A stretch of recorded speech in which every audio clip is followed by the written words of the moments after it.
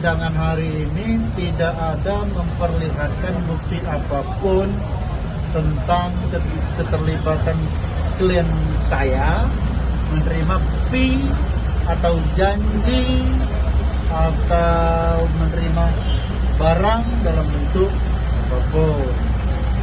Sehingga sidang hari ini pun sebenarnya tidak ada kaitan dengan posisi klien kami, Musi Sulaiman.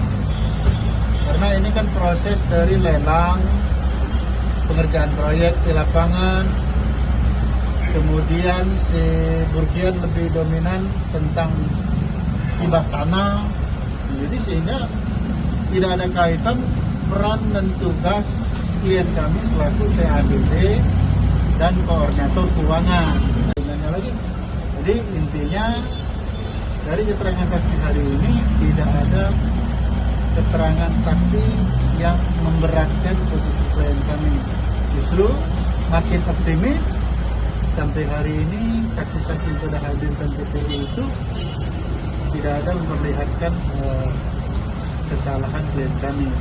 Si hari ini terhadap klien kami itu membuktikan bahwa mulai dari proses lelang sampai dengan pembayaran segala macam itu klien kami tidak terlibat sama sekali.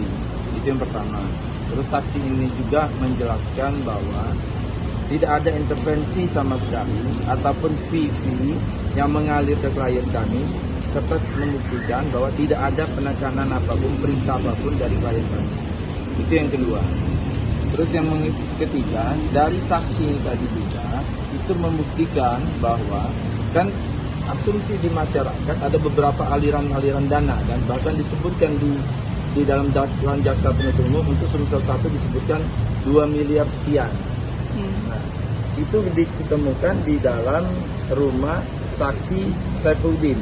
Nah, tapi saksi Saifuddin menjelaskan bahwa dia tidak tahu mengenai angka-angka itu, tidak tahu. Artinya apa? Mitos isu yang berkembang bahwa Sumsel 1 itu mendapat 2 miliar itu bohong, nggak ada sama sekali. Itu bukti yang ada di persidangan pada hari ini. Dia ketemukan daftar rekap itu di rumah Saifuddin, tapi Saifuddin sendiri membantah mengenai hitung-hitungan, dia nggak tahu